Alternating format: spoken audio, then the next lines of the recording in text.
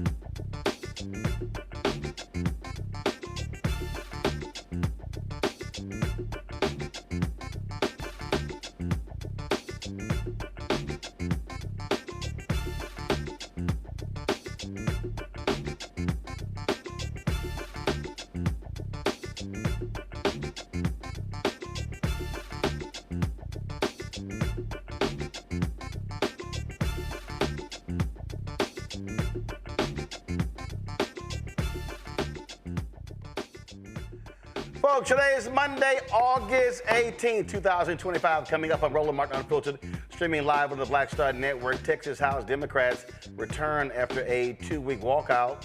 What do you think happened? Easy. Republicans passed the new maps that decimates black political power in Texas. We'll talk to 2 Texas state reps, African Americans, who were not there. Thank goodness. Donald Trump wants to keep rigging elections. Now he says he wants to get rid of voting machines and mail-in balloting. What an absolute idiot. Over the weekend, I was in Indianapolis for the Live Golf Tournament. I'll show you a couple of things that happened there. Also, Fit, Live, Win segment, we'll talk about breast cancer. And Spike Lee's new movie with Denzel Washington is out in theaters.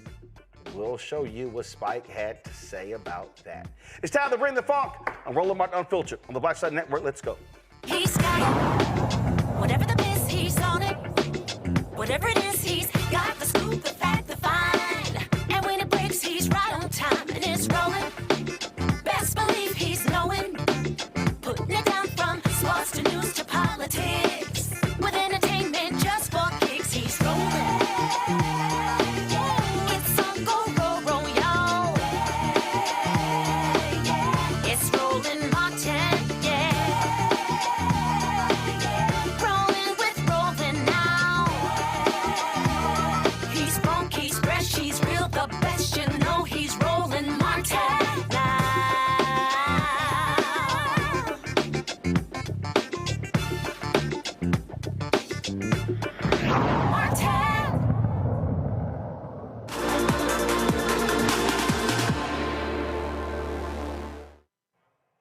Well, folks, I told y'all last week that if Texas House Democrats came back to allow Republicans to have a quorum, they will quickly pass new maps that decimates Democrats in the state. In addition, they'll also be decimating black power. Well, what happened? Well, House Democrats came back and the Republicans passed the map. Okay, so what actually got accomplished? Now, we know California is moving ahead to do what they are going to be doing, but I made perfectly clear that if you represent Texas, you should be fighting on behalf of Texas residents. That's what you are elected to do.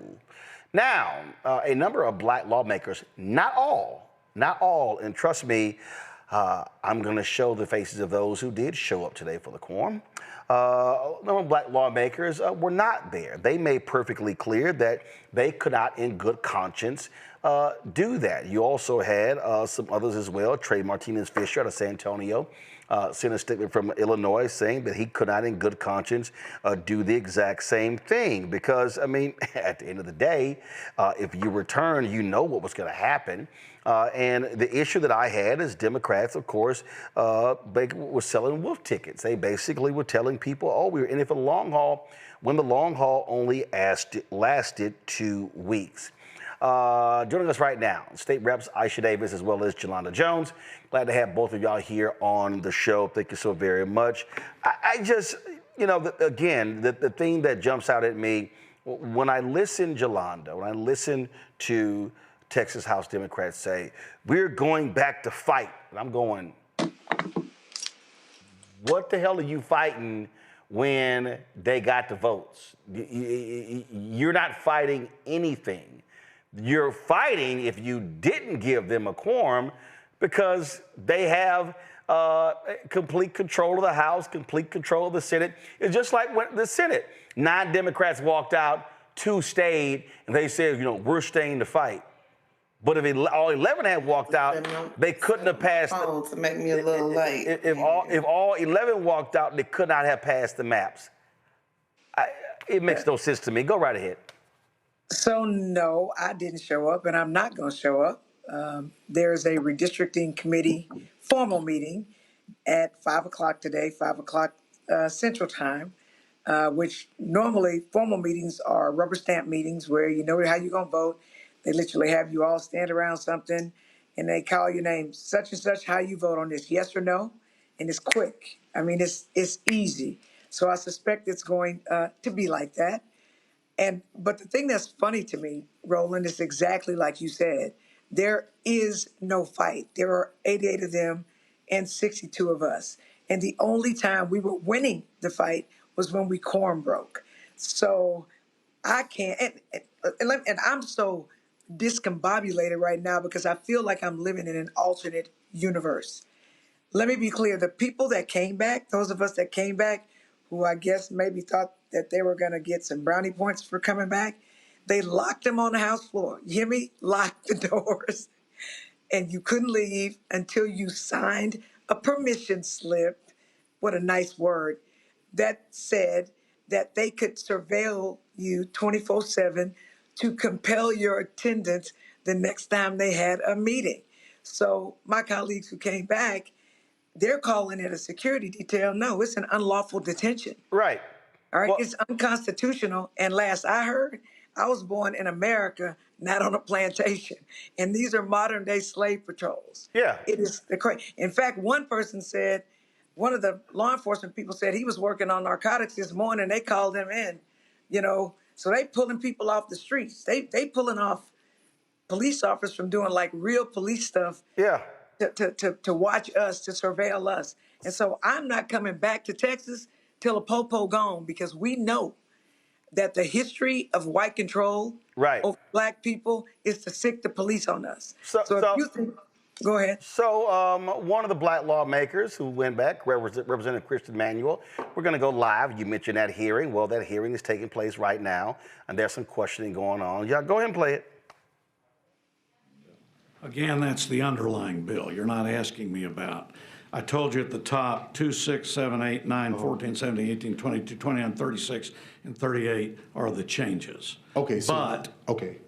like I told Dean Thompson, if you'll go on District Viewer and look at the original 30, it'll tell you exactly where the line is. Okay, so as of right now, just can you, and I'm so sorry, I promise you're fine. I'm not trying to be facetious.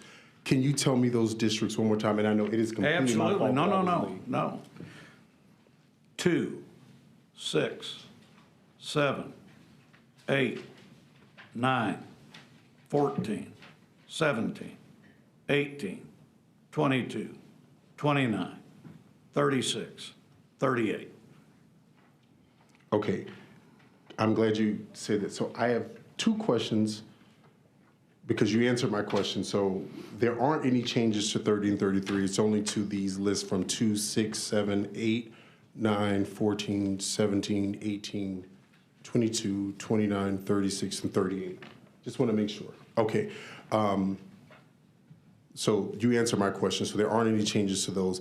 As it relates to CD9 and CD29, and I completely understand if you don't have the answers to it, because I know sometimes we just don't know. Are there any changes in the economic engines to CD9 and CD29? And the reason I ask is because those are traditionally districts that have had minority representation and were minority coalition districts previous. So I'm wondering if there's been any changes to those coalition districts as it relates to their economic engines that have been used to help prop up those communities in those districts. Okay, now, as a preference, we've already gone through the 2, Rochu and Petaway. So as you remember, there's a different view on the legal involvement of coalition. Do I specifically know? The answer is no. You could go on District Viewer, but being a coastal guy, now that CD9 has Liberty County, I think that's a great economic energy area. So I think you gained a whole bunch. Well, we're both coastal guys. I will agree on that. What I will say is all the refinery and industry that is traditionally in the areas are between mainly Jefferson, Galveston, parts of Orange, but mainly Jefferson and Orange. I'm not seeing what industry there is that is in. Whatever. Here's my whole deal, Representative Davis. This is a waste of time. We know exactly what the Republicans are going to do. There's no amount of questioning. There's no amount of, let me get clarity. They've made it clear. Donald Trump said, get me 5. They gave him 5. Ain't nothing changed. And so at the end of the day, when y'all did not allow them a quorum, they couldn't pass the maps. And I go back to if the two Democratic state senators had walked their ass out with the other 9, the Senate couldn't pass the map.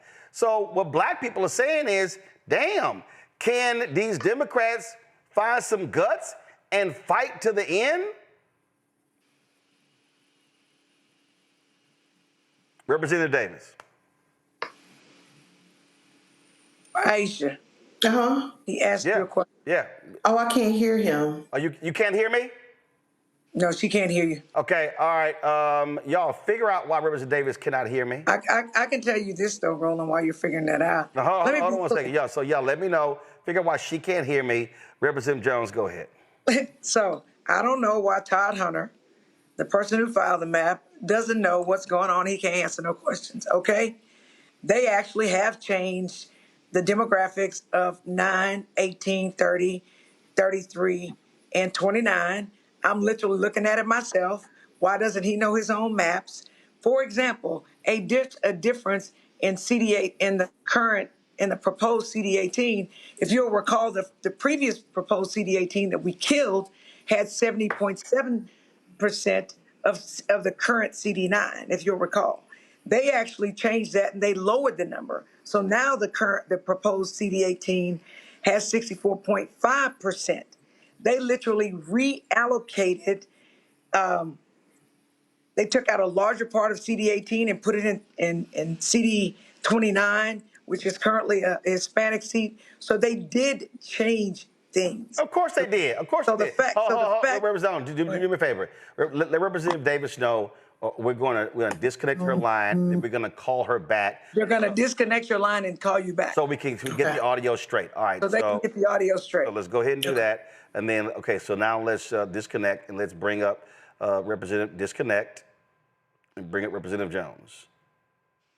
Guys, disconnect.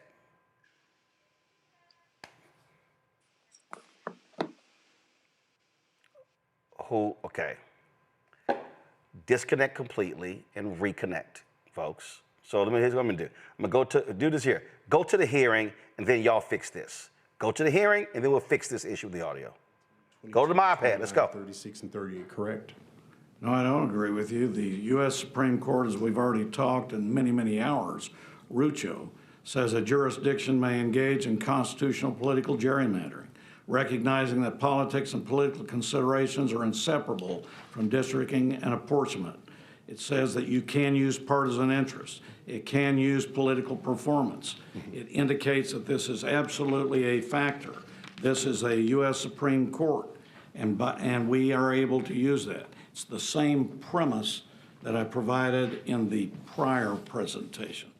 Has the U.S. Supreme Court ever put a precedent on doing mid-decade redistricting? We've done it before. Well, no, I know we've done it before, but he went to jail. So that's the reason I'm asking is have they placed anything in there that says that? I don't agree with that. I think that's a remark that I would not agree with, to bring up somebody who went to jail. I can give you 14 other reasons why maybe the other side was wrong. I don't think we want to shoot at each other in the hearing. No. But you don't. I don't agree with that. There's nothing that prevents this congressional redistricting. No. And we could do it again. I'm not saying that. What I'm saying is I'm going to go back to the previous last hearing. Is my district was mid-decade redistricting in 2003, and because of that, Tom DeLay was sentenced to jail because there were things that he had done during that, and Tom DeLay's probably going to get me, so I pre-apologize. But this doesn't really have any. So no, what I'm saying is that this committee substitute. No, I'm asking is because you brought up the Supreme Court. That's the only reason. I promise. I'm not an attorney. I think you all know that. I'm just a former simple staffer who's been here for 21 years in October, and I was just wondering if I've been that long. I know I have nothing else to do important in my life. Wondering if since we are bringing up the Supreme Court has said that we can do this because of performance, and totally understand that, Chairman Hunter, was wondering if the Supreme Court had ever issued out a statement saying that mid-decade redistricting is something that is not an issue, because again, the only reason I'm saying that is because the last person in Texas who did that did go to jail. Not saying you or anyone else, I'm saying the last person who did that in Texas went to jail because he was doing things on a federal level that was found to be found to be for him criminally to spend time in jail. Not the committee substitute. Yeah. You're going off. You know, this was all discussed August 1st. Yes, sir. This is August 18th. We're on a committee substitute, and we're not re-arguing those areas. If you have questions on this plan, I will focus on it. We will not agree. I understand. We will respectfully disagree with each other. But Mr. Chairman, let's focus on the substitute. Okay, I want to focus on the sub then, and I'll just say this. Focusing on a committee substitute, has there ever been a Supreme Court ruling that says the committee substitute for redistricting? I think Representative, I feel you in the sense of trying to tie the question to it. It really, the questions I think pending before the committee at this time are just about the changes that have been made in the committee substitute compared to the introduced, and the explanations for those, as opposed to the constitutionality of mid-decade redistricting, which I think doesn't touch the changes on the map. So if you have a question about, a particular change, certainly fair game. Perfect. Okay, I do actually have one. When it comes to Congressional District 33, Chairman Hunter, would you mind, again, and I pre-apologize, can you give me the breakdown and the reasoning for Congressional District 33 changing from where it was to why, like why we're moving it or changing it to where it is? So on that one, Representative, so 33 did not change. So 30 changed. 30 did not change either. So it was 36. 36 and 38. Okay, so question of the chair then. Sure. And please forgive my novice for asking this question. I thought that when we changed any congressional district, even by one voter, it changed every congressional district because we had to move people. Fair question. So maybe that's where I'm... So in what you'll see on your district view, and in front of you, Representative, if you'll see there's a handout that has at the top in red Plan C. Come on back. All right, so we should have the audio fixed. Representative Davis, can you hear me? Yes, I can. Okay. Isn't this really an exercise in futility? The Republicans are going to do what the hell they're going to do. And at the end of the day, had y'all held out, had y'all not given them a quorum, this would not be happening, and they would not be able to pass the maps. As I said before, we had to get the audio fixed. 9 Senate Democrats walked out. Two Latino Democrats stayed. And they were like, well, we couldn't hold out forever, and so we stayed to fight. I was like, you lost 19-2.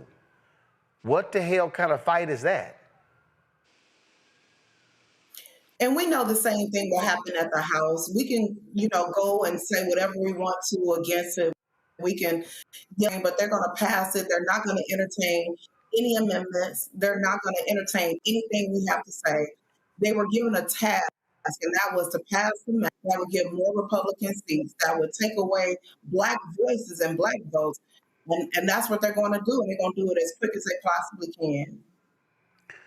And that point, I mean, listen, it was very contentious over the last several days. Word came out Thursday. Of course, we covered this extensively on our show. Meetings were happening all weekend. And now we know what the real deal is. Now we know that there were Democrats who were afraid. There were Democrats who, hey, I'll only sit out one session. I'm not gonna do two. And what I don't understand over the last several days, word came out Thursday, guys. What I don't understand here, and it makes no sense to me, Representative Jones, why House Democrats somehow could not realize that y'all were actually winning the argument. and you have to build up momentum. And just because California announced what they were doing, it's not like, oh, okay, California's gonna change their map, so now let's go back because we've gotten other Democrats. No, your job is to fight for Texas. Let Governor Gavin Newsom do what he needs to do. So let me be clear. I 1,000% agree with you. But California cannot just change their maps. California will not find out until November 4th whether the people who live in California vote to actually change the maps. There actually was a poll that came out last week saying that 2/3 of Californians like it just the way it is with no mid-decade redistricting. So that's not a done deal.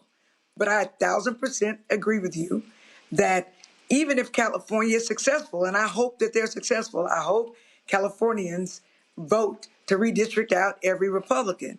That still doesn't change the fact that we're going to lose 2 black congressional seats when we used to have 4. And Texas has the largest population of black people in the United States of America. And it's not even a fight, Roland. Like, it's just like we both know Third Ward. You went to high school in Third Ward. I'm from Third Ward. If we're gonna have a fight down the street, I might go down there as me and you. But if I know it's like 10 more people down there, am I gonna be stupid enough to go by myself? Hell no. And these people ain't even hiding behind the bushes. They literally like here, and you better show up. And it just defies logic to me that people are happy with winning messaging wars and getting people to talk about stuff. The only reason that people were talking about us is because we were winning. The only reason people were inspired by us is because we stood up to the bullies. We were playing chess. They were playing tic-tac-toe, not even checkers, and we literally stopped them. We were gangster. And now they're going back, and they've been under house arrest, for lack of a better word, grown, non-criminal elected people, and everybody's trying to figure out, well, how are we having a redistricting committee meeting at 5 o'clock? How did that happen? The second we gave them a quorum, they can do whatever they want to do to us, and they can roll over us, and that's exactly what they're doing. And if it wasn't so serious, it would be funny. I would think it's a big fat joke. I mean, first of all, let's go back to the hearing. Give me 30 seconds. Go back. Historically underrepresented now in this moment that has had a very serious need and has been vacant by the time someone would take the seat over a year. Would we take that into serious consideration to understand the economic poverty that people who live in 18, particularly black and brown people who live in those districts, have historically had to deal with since before the voting rights and after have gone into effect? As I have answered, you'll have to go to the district viewer, look at the exact lines to see where exactly. Representative Davis, they're like, man, look, we done changed the lines, period. Listen, Representative Davis, people were giving money. People were saying, yo, man, let's mobilize, organize. My greatest fear here is that this action here stunts all of that. And my greatest fear also is that you're going to have black voters say, man, listen, if y'all can't fight, hell, why should I fight? You know, black voters have been holding up the Democratic Party for a while now. You have black women voting 90+% in nearly every race as Democrats. But when it comes to black matters, a lot of times that's not at the forefront of discussions. I have colleagues that are comfortable saying black, are comfortable talking about how racist the maps are. So they'll just say Republican, Republican, Republican. I have some colleagues who said, oh, you know what? I was going to be out for one special session. I never guaranteed you anything more than that. I didn't say I was just going to leave one session and then come back regardless. I said I was going to deny quorum so I can fight this map. And that's why I did not go back. So, you know, until we really start to value black people and not just our vote, not just knowing that we're going to come and vote Democrat, but I mean actually valuing black people and black communities, that's going to be something that Democrats are always going to have to struggle with. Absolutely. So, okay. So, all right. So we'll Roland, go go ahead. Final comment. Go ahead. Let me show you something. All you got to do, this is actually the latest map. Can you see it? It's on my phone. Yeah, we got it. Right. So my point is, it's easy for us to figure out how they chopped up the lines. It's easy for us. And I think what Aichea and I are saying is that we just wanted to know what the deal was before we quorum broke. Aichea, I don't know if you'll agree with me or not, but I, at least initially, didn't realize that we had enough people to quorum break, because when I was talking to people individually, there was a lot of hesitation. So I was surprised when we quorum broke. I was always down for it, but so I was thankful. What I didn't realize, and what I wish I would have been told before I made this decision, was that some people only agreed to quorum break for not even 2 weeks. Let's be clear, Roland. Today was going to be 2 weeks that we were gone. Today. So we didn't even make it 2 weeks. You keep saying 2 weeks. No, it's a day off. And I would have liked to have known that. And so if I'm a part of the team, you need to tell the whole team everything so the team members can make an educated decision. Because I don't like having to explain to people why we leaving after less than 2 weeks. And I have colleagues saying that was always the agreement. No, they didn't tell us that. They didn't tell me that, because I could have won a messaging board at home. I didn't have to come here. I could have stayed locked in my house, or I could have gone somewhere else. And so I feel bad for the American people, because I understand how they feel, because it's just like I'm them. I literally did not know all the information, and I was never going back. I never just agreed to stay gone for one session, and I never agreed to go into a fixed fight where we were going to lose. So when these bad maps pass and the legal precedent is not established, that ain't got nothing to do with me, because the only way we guaranteed a win was to stay gone. And they weren't even asking us. We wouldn't have even had to stay gone as long as they did the Montgomery bus boycott. So, and then they tried to get us all to come back, to give everybody cover. I'm not coming back. Like, literally, there are some of us saying there's no blowback. So I don't know who their constituents are, but they're definitely not my constituents, because my constituents are literally blasting everybody that came back, right? And they are so thankful that I stayed gone and Aichea stayed gone. And this is what's funny. I ain't told nobody where I am, because I don't know who's going to go tell them where I am. So nobody knows where I am, because I just don't know who's bought and paid for. And I don't know who's Steven on Django Unchained. So I'm just not I can't do it. I understand. Well, we appreciate the both of you saying hell to the no. We ain't doing that because, and I was clear, every Black Caucus member should have said, nah, y'all want to do this here, y'all go right ahead. But we are not going to knowingly and willingly attend our own lynching. And what we are seeing with this map, what Republicans are doing is a political lynching of Black political interest, pure and simple. Representative Davis, Representative Jones, I appreciate it. Thanks a lot. Thank you. Bring in my panel, Scott Bolden, attorney here in D.C., Omekongo Dibinga Senior, professorial lecturer, School of International Service, American University. Glad to have both of y'all here. And we're going to be, and Zabor G is going to be joining us as well. Scott, point I made it, literally, like, why would I go to my own execution and accept your invitation and sit down and say, how you doing? I'm here. To fight. Shoot me. Right. Shoot me. Shoot the poison in my veins. Lynch me. Go right ahead. I'm here. Matter of fact, let me put the rope around my neck and y'all go ahead and lynch me. Well, Roland, I don't disagree with you, but you know I'm going to get lawyerly on you now. If they don't have the numbers and they sat out one session, what's a win look like, and what's the pathway to winning? That's where I get lost on this, because they've got constituents that they got served. Okay, tell me about that, because from the messaging, that's what's really missing. They could do this for a year, 2 years, But if you don't have the numbers, you don't have the numbers. So what does a winning fight look like? Okay, let me walk you through. So one of the state reps, he said this here. He said 51 House Dems could resign.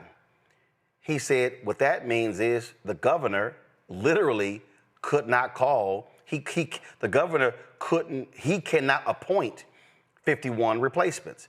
There would have to be 51 special elections. And you have laws in terms of when those elections would have to be, how long they would have to be. He said, so that was an option. He said, we haven't fully explored that. That's one.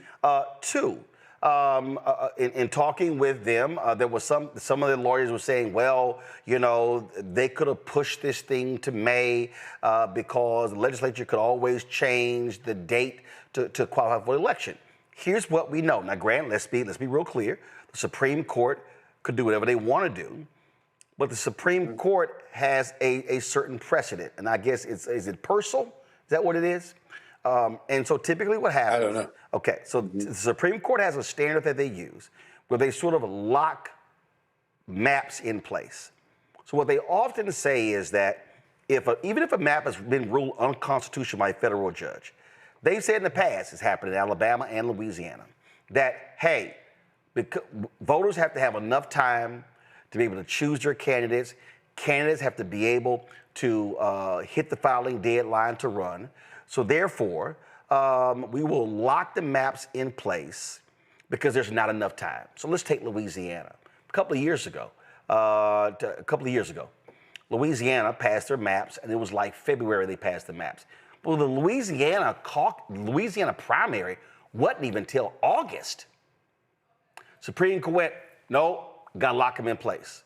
So there are people like me, and there are other lawyers who said, so the filing deadline, the deadline to file to run for the congressional seats in 26 is December.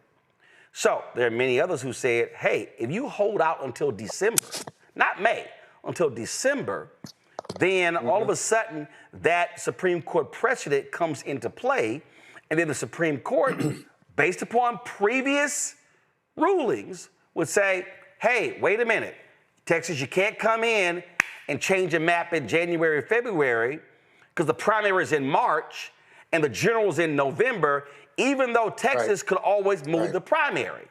So those are a couple of the options there.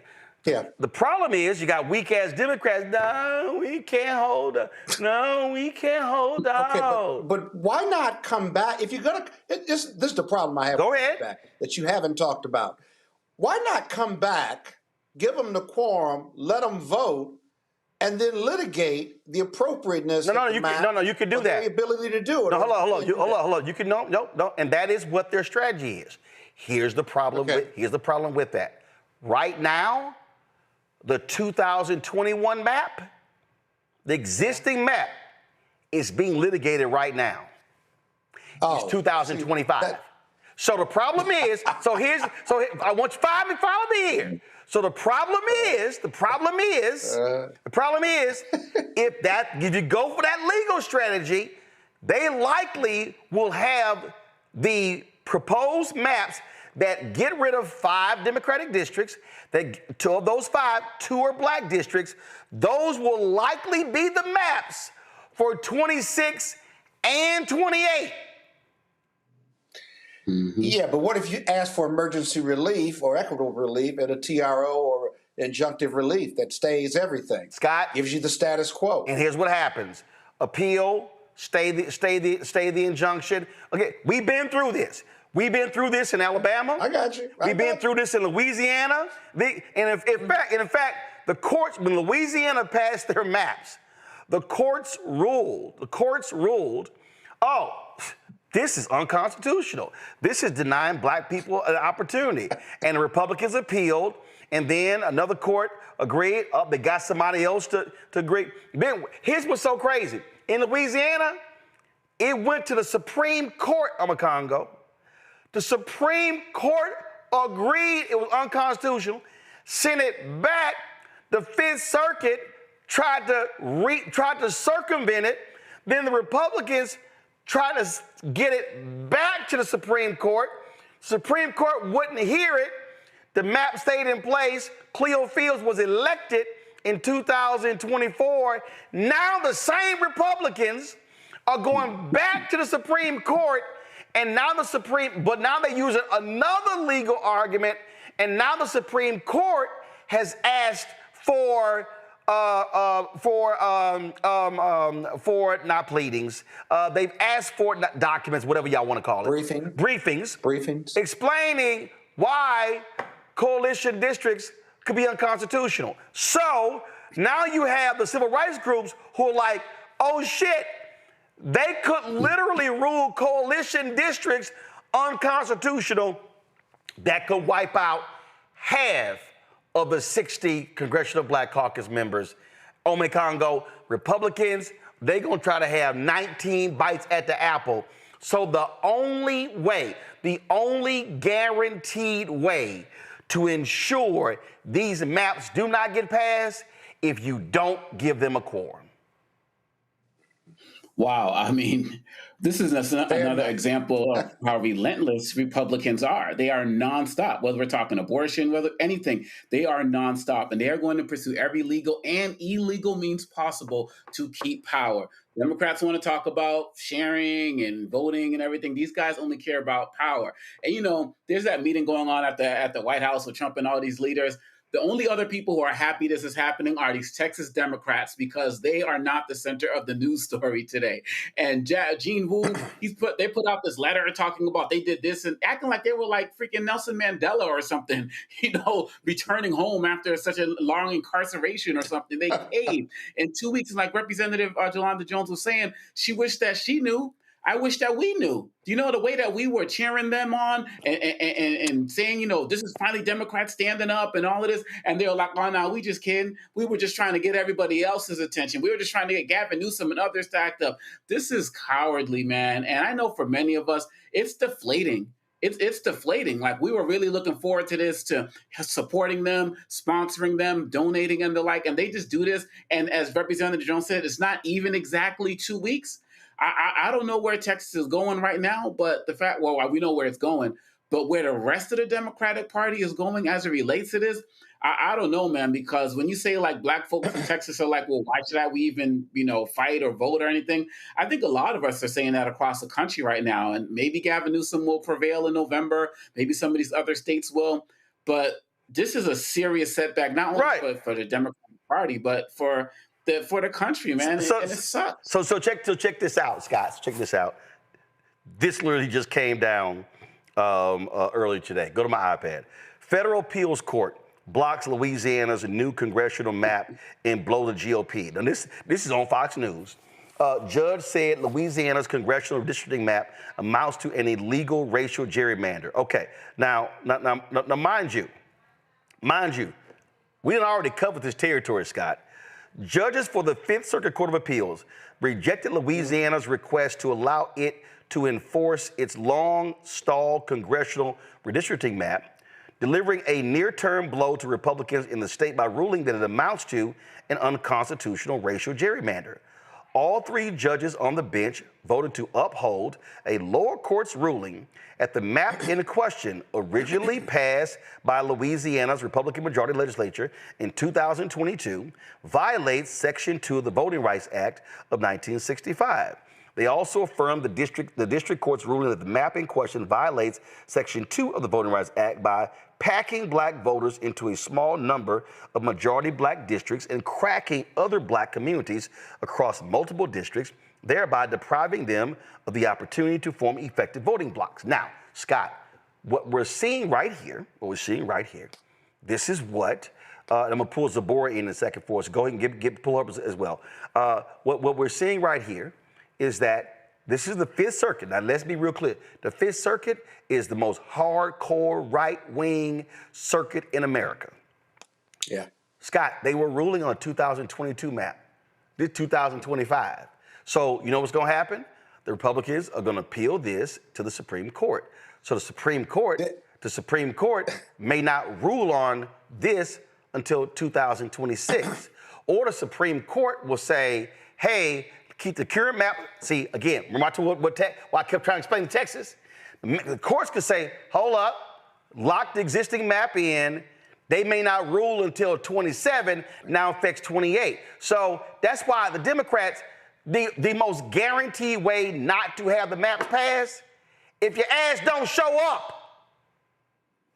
Yeah, I got you, Roland. But let me ask you this. Now you're not gonna like this argument, but there are other duties and responsibilities these Democratic legislators have, serving their constituencies. You got staff. Dealing with the. That's why you got staff. No, hear me out. Hear me out. I know that's why you got staff, right? But you got to admit, at least, that that's pulling on the Democratic. No, that's bullshit. No, some of these no. First of all, let me hold up. Let me be as there is other business. Hold up. Let me be real clear. Aren't you abdicating your responsibility? Nope, you're not. Staying away from the position. Nope, you're not. What do you say to those? Nope, you're not. Easy. What I say to those people. What do you say to that? Easy. What I say to those people, and y'all don't want me to cuss. I'm trying not to cuss, so I'm gonna give y'all 5. I'm gonna give y'all 10 seconds. I'm gonna give y'all 10 seconds to turn your TV down. 10, 9, 8, 7, 6, 5, 4, 3, 2, 1. 7, 6. Here we go. 5. Where's 4, the FCC when you need 3. FCC doesn't regulate internet. They only regulate licensed broadcasting. I said that's when you need So the FCC does not regulate cable TV or internet. They only regulate broadcast licenses. 3, 2, 1. Fuck they heartstrings. Oh God. Let me be real clear. Let me be perfectly clear. You have flood victims. No. Well, guess what? The Republicans should have put the flood victims first on. The Republicans have told us, Zabor, what their priorities are. Their priorities, and the Republicans said, we don't give a damn if 130 people died in them floods. That shit ain't important. We gonna do these maps first. That's what it's about, and this is why you have to stop it. Zabor, when you're in a battle, when you're in a fight, you empty your clip. What you don't do is fire 2 of your 24 bullets and then say, all right, I'm going to hand you the gun. Let's go on here and we'll go back. You don't do that at all. It doesn't make sense. This has been what we do in Texas, though. We're not taking on the power that we have as Democrats. We're running from it. We're being cowardly. And we're not standing in our power as Democrats.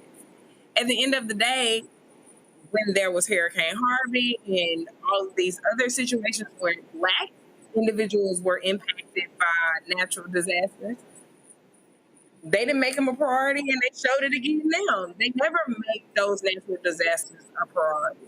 So I think it's really important that we focus on what can we do now. Clearly, our Democratic representatives are scary and are not going to do what they need to do to protect us. So we have to show up, keep applying pressure, make sure that these maps are not impacting us any more than they already have to. I think there's no way for us to get around the decisions that they continue to make to not hold the Republican Party responsible for the actions that they keep having.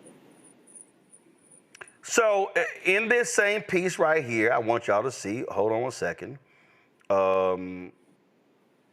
This is what it says right here. The ruling from the Fifth Circuit, which has a reputation as one of the more conservative appeals courts, is a victory in the near term for the ACLU and other plaintiffs who sued to block the state's map from taking force.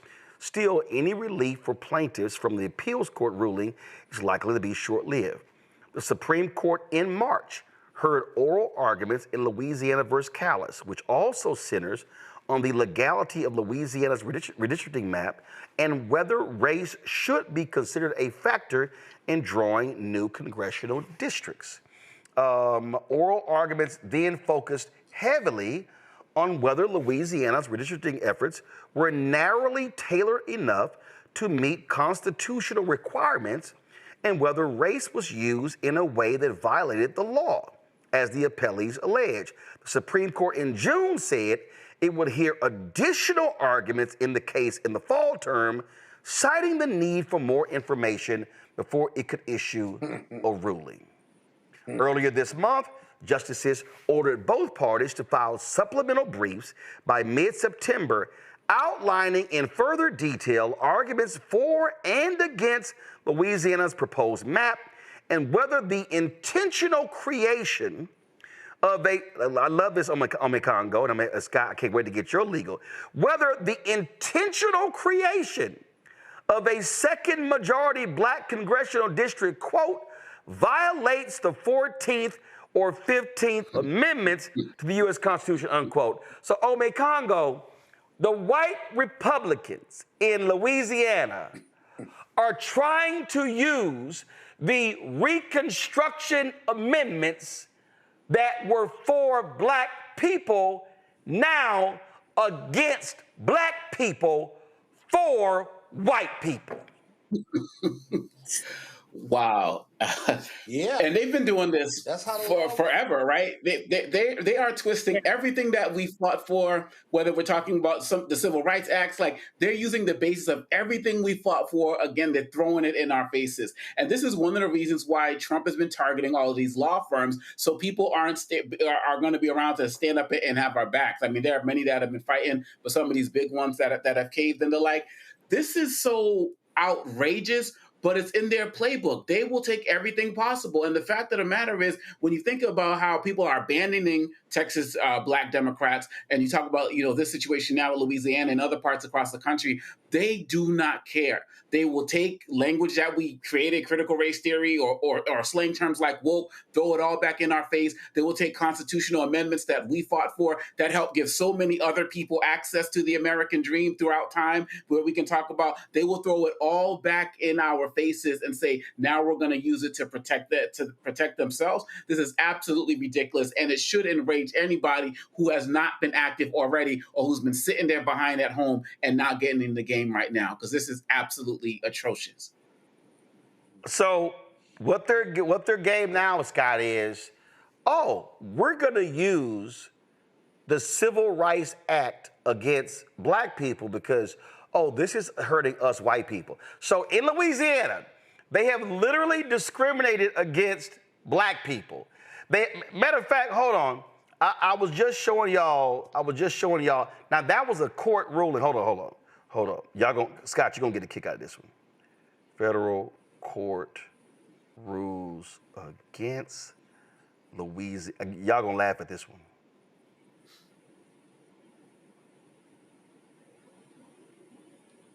Hold on, here it comes. Okay, allowed, that's federal. So, Scott, you're gonna love this one. The same Fifth Circuit last week, go my iPad.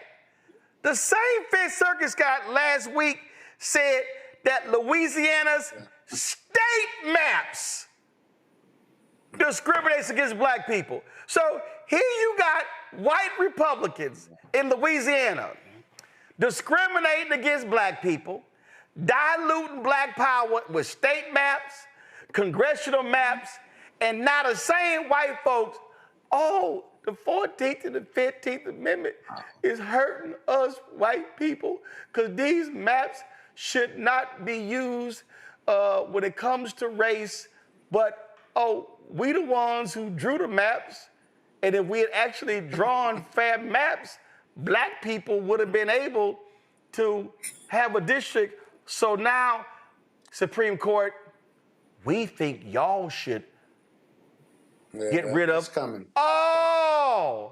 all districts where you factor in race, and that could wipe out literally half of the entire Congressional Black Caucus.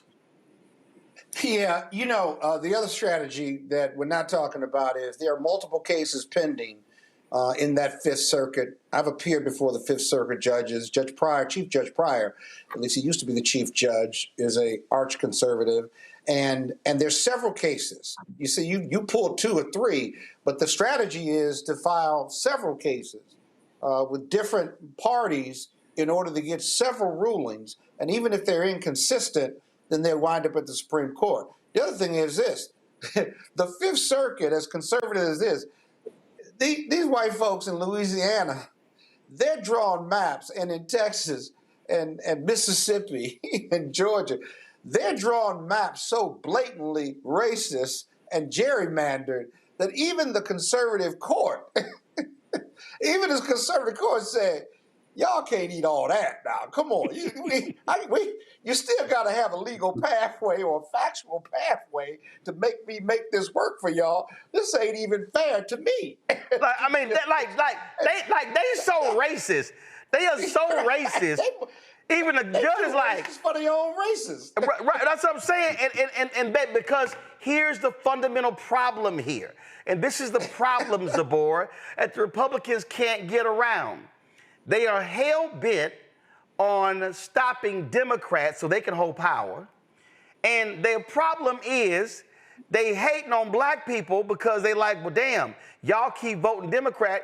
And it's because you some bitches, y'all ain't making no effort to even talk to black people. So it's like they mad that black people voting Democrat, and it's like, well, y'all ain't doing nothing. So your deal is, so we gonna penalize Democrats by penalize black people, because black people, y'all problem is y'all vote too much for them damn Democrats. If only y'all didn't vote for them. And my man Gary Chambers is watching the show, and this is what he sent me. Appellants argue Dr. Alford credibly determined that voting in Louisiana is mainly polarized based on politics, not race. They offer no rebuttal, however. I don't know who Dr. Alford or Dr. King is. So Gary, you could tell me who these people are. And again, Gary has sent me like 3 different documents. And this shit is hilarious. Y'all, this stuff is hilarious reading this sort of stuff here. This is what it says. Appellants wait. They offer no rebuttal, however, to Dr. King's data, which showed that white Democrats in Louisiana prefer. Guys, go to my iPad. Come on, please. Thank you. Jesus, why? I shouldn't have to tell y'all I'm reading it. Dog, just go to it. Come on. In Louisiana, white Democrats in Louisiana preferred white candidates over black candidates, and that the same was true for black Democrats who preferred black candidates over white candidates. Notably, even when Dr. King controlled for party affiliation, i.e., analyzed data for the 2022 Democratic Senate primary, where all voters were Democrats, white voters voted for the white candidate 60% of the time, while only 26% of black voters voted for that same white candidate. Contrastingly, in that same primary, nearly 74% of black voters voted for the black candidate, while only 40% of white voters voted for the black candidate. Dr. King explained that these ratios, showing more than a 2-to-1 difference, were evidence of racially polarized voting. Similarly, Dr. Hanley analyzed this same data and stated that in every area, in all instances, white voters gave more support to the white Democrats than the black Democrats. Conversely, at least in the larger set, black voters gave more support to black Democrats than white Democrats. The data and expert testimony refute Dr. Alford's assertion that there is no evidence of racially polarized voting because it is politically based. Even controlling for political party affiliation, there was strong evidence of racially polarized voting in Louisiana, which Gingles found to be particularly weighty in the overall totality of the circumstances inquiry. Given that we afford great deference to credibility findings and that the district court's decision to credit Dr. Hanley's and Dr. King's analysis over Dr. Alford's is well supported, we conclude that the district court did not clearly err in finding that the factor weighs in favor of plaintiffs. What's crazy reading this is what they're saying, Zabor, I'm gonna come back to Scott and finally coming from Ome Congo. What we got right here, what they saying, Zabor, is even the white folks in Louisiana are racist. And the black folk in Louisiana don't trust them white folk, so the black folks gonna vote for black people. So for anybody in Louisiana to say, no, we ain't got no race issue in the state, you done lost your damn mind. But that's why they want to attack research and studies and all of the funding that goes to make sure that we have this information so we can prove these points.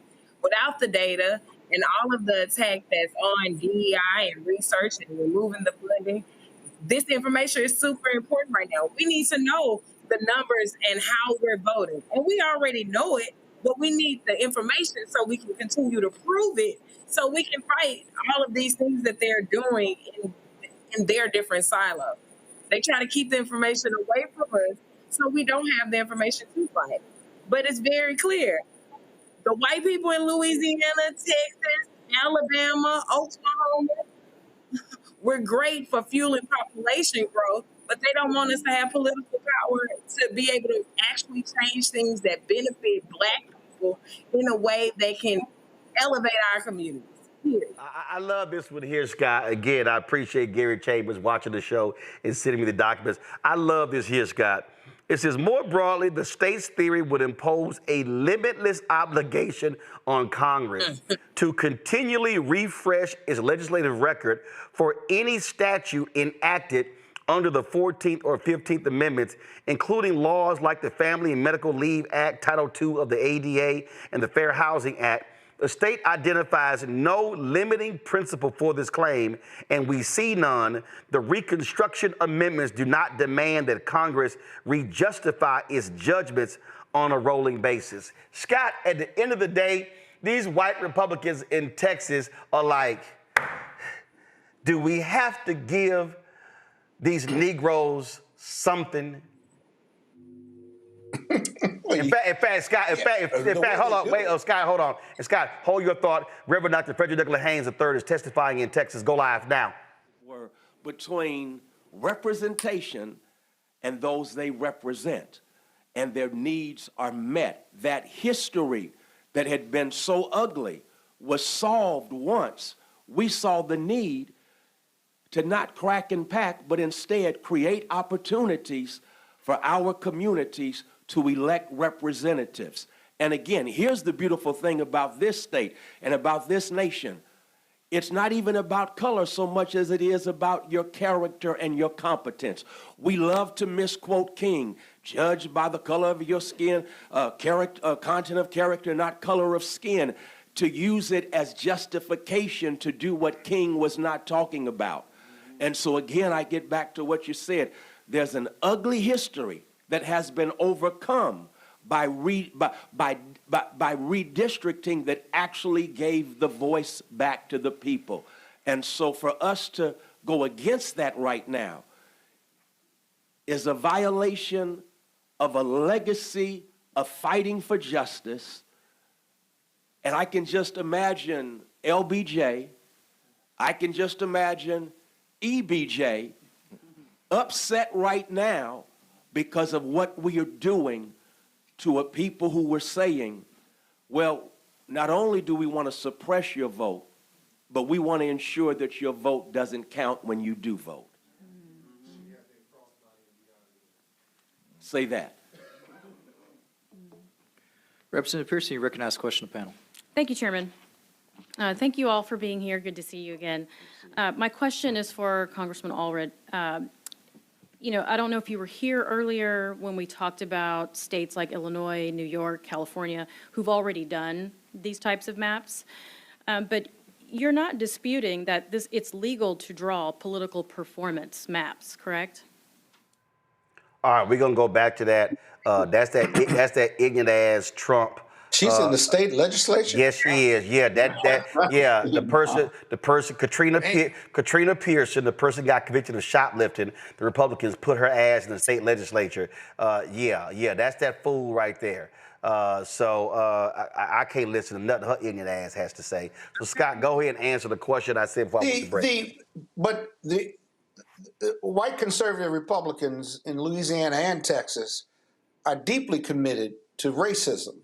The courts have told them that you cannot pack all black voters into one district and pack them nowhere else but one or two districts compared to the rest of the map and create 10 white districts and pack them all into two.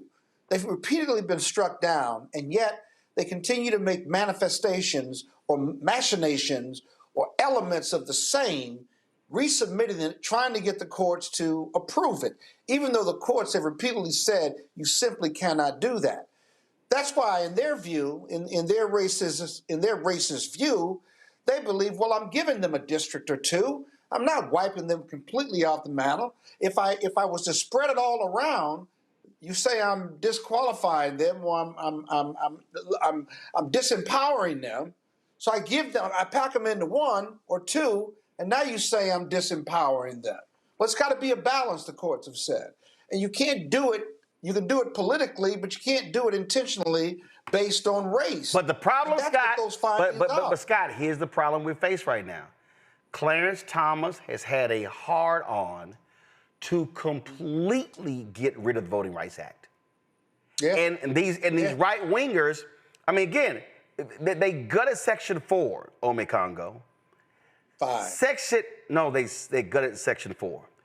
Now Section 2 is hanging on. 5 too. Section 2 is hanging on by a thread. Like, I mean, Congo, for people who are watching, I need them to understand, when they ruled in favor of the Opportunity District in Alabama, they ruled by saying Alabama violated Section 2 of the Voting Rights Act.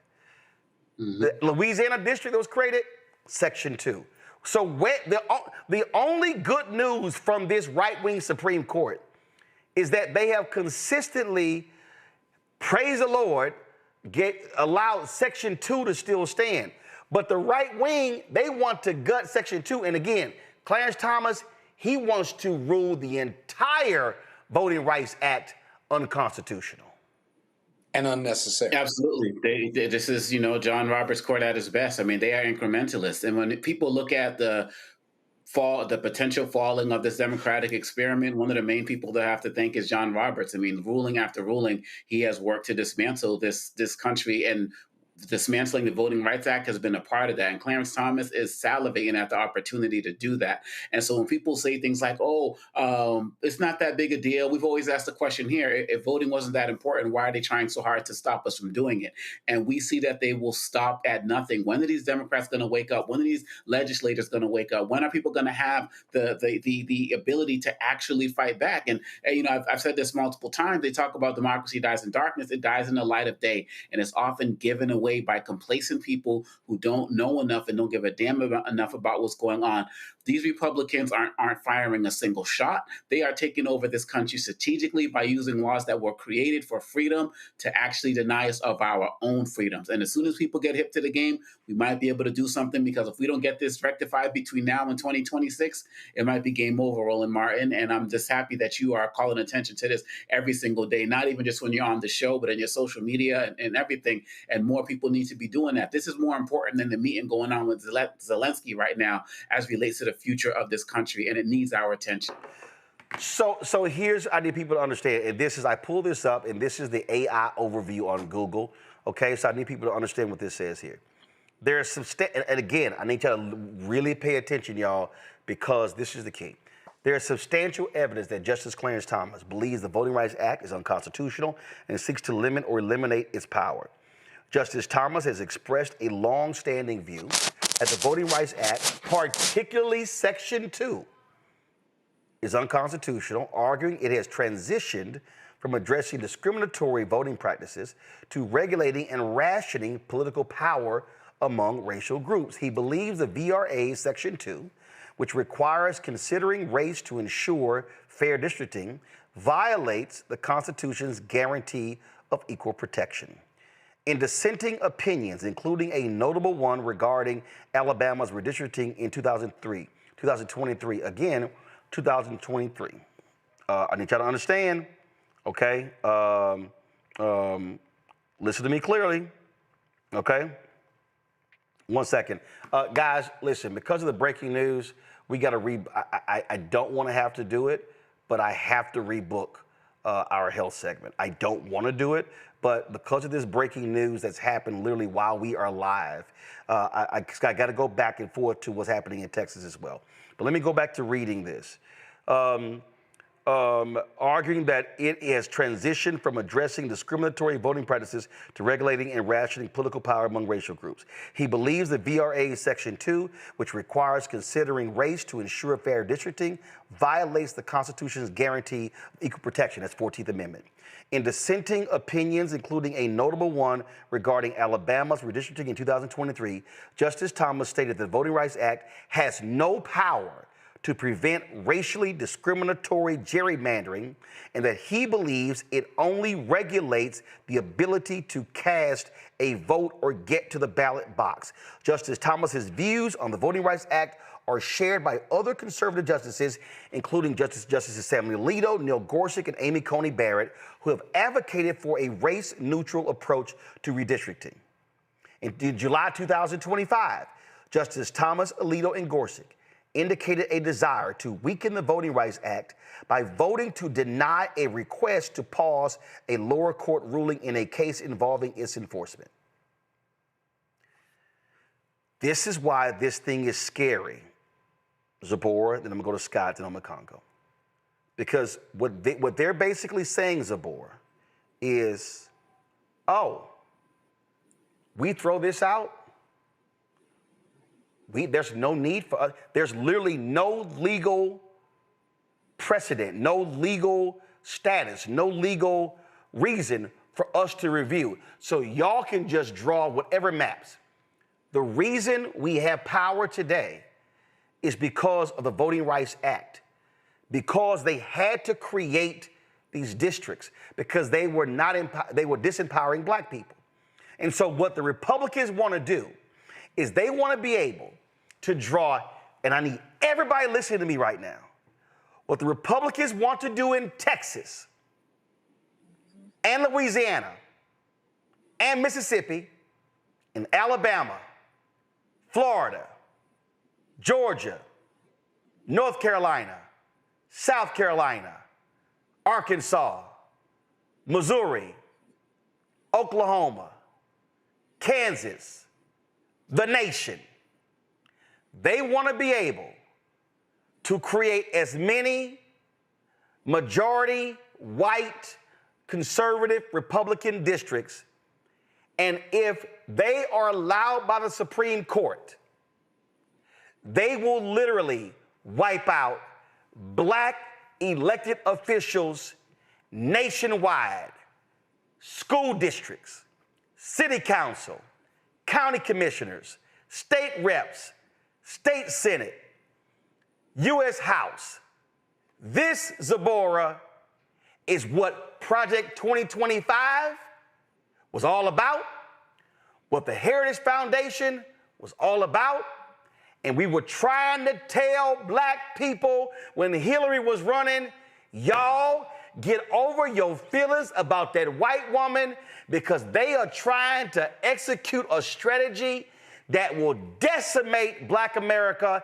And what I've been saying, they want to defund black America and completely and totally destroy the political, the economic, the educational, the academic, the social infrastructure of black America.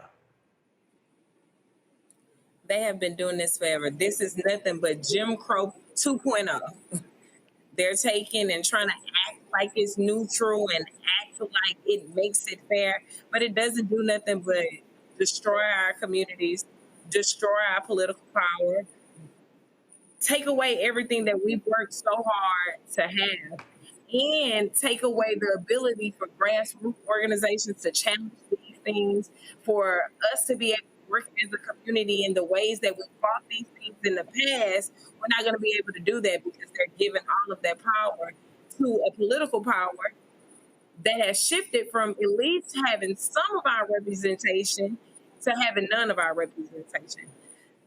So it's really just disheartening overall at the impact and the long-term impact that this is going to have if we don't do anything to figure out how to fight it. And see, Scott, again, this is why I keep trying to tell our people, stop watching this bullshit, stop doing the gossiping, understand what's going on. Here's another one. This is from the Constitutional Center. And that is, this happened in July 2025. Okay? It said right here, last week, Clarence Thomas targeted a major tool for challenging violations of our civil rights. And this time he got vigorous pushback from his colleague, Justice Ketanji Brown Jackson. The tool is known as Section 1983 of Title 42 of the U.S. Code. It originally was Section 1 of the Civil Rights Act of 1871, better known as the Ku Klux Klan Act, one of the most important civil rights laws in U.S. history. The act was intended to protect Black Americans from white supremacist violence in the post-Civil War South. Section 1983 allows an individual to sue a state or local government official who has violated his or her constitutional rights. A violation could involve freedom of speech, freedom of religion, due process, and more. It's not enough to allege a violation of the Constitution or federal law. The claim must allege a violation of clearly every established right. Okay? Right. Section 1983 claim was at the heart of the 63 decision in Medina versus Planned Parenthood of South Atlantic. Okay? Clarence Thomas, Justice Thomas, used his 13-page concurring opinion to focus on the court's jurisprudence on Section 1983, which he wrote bears, quote, little resemblance to the statute as originally understood, unquote. Section 1983, he argued, originated as a narrow Reconstruction-era statute, but has now exceeded its original limits. Now, Scott, what the federal lower courts had, it came started in Arkansas. In Arkansas, a lawsuit was filed that said, when it comes to voting cases, only the Department of Justice could file lawsuits. So what they argued, and the appeals court agreed with the Arkansas case, Scott, and it's on the way to the Supreme Court. They are arguing that the NAACP LDF, the Lawyers Committee for Civil Rights Under Law, the ACLU, Black Voters Matter, they are arguing that any group, any legal group, anybody, matter of fact, they are arguing that Scott Bolden does not have the legal right to file a voting rights lawsuit because you are not a member of the Department of Justice. So they want to block the entire civil rights legal infrastructure from being able to challenge voting rights laws on the local, state, and the national level. And DOJ, under this administration or any other white conservative administration, ain't gonna file a damn thing. Those cases usurp or turn on its head organizational standing, right? And individual standing, the core principles of how you file a lawsuit on behalf of someone, or organizational standing because of your interest and your mission as an organization. And when that case gets to the Supreme Court, Clarence Thomas is going to have a fair amount of support. It'll be interesting to what Roberts says about that and whether he believes that's too extreme or not, because he'll have the 3 or 4 liberal judges on his side, but he won't have enough for a majority. And he's got to pick off Kavanaugh, and he's got to pick off perhaps Comey Barrett, although on this issue, these justices and white conservatives, all of this emanates from a base that we are now a colorblind society, that we are tired of making up for the past wrongs of black and brown people. Yep. And we've paid enough, essentially. We paid enough. And as a result, white America, is being discriminated against now. These laws are working against us, which completely ignores the socioeconomic and health disparities of black people in this country, and that the numerous lawsuits that are still filed, workplace discrimination cases and what have you. I don't know where they're getting their empirical data from that says we're a colorblind society now and discrimination and racism just no longer exists. Because you've got to believe that if you believe in the decisions that are coming out of the conservative court. There's no data for that whatsoever. And but Scott, you got to remember, when they gutted the VRA, Shelby v. Holder, John Roberts, his opinion essentially was, it worked. Look at black turnout in 2008. Right. He argued we don't need these things because in 2008, the percentage of black people who voted in the presidential election for the first time in American history was higher than the percentage of white people. And we're like, yeah, dumbass, That happened because of the law. And if you don't have the law, it's going to go down. And what happened? They ruled in favor of Shelby County, and Republican state legislatures immediately moved to what? Change district lines. Get rid of voting locations. They immediately began, ever since 2012, there has been nothing but a attack. Hold on. There's been nothing but a systemic attack on voting of people of color, black people and others, from the moment the decision came down. And it's like, Roberts, what the hell was your dumb ass thinking? And well, they used the same philosophy and the same theory in the Harvard case, where they eliminated race as a factor. No, I got it. But wait. I love this one here.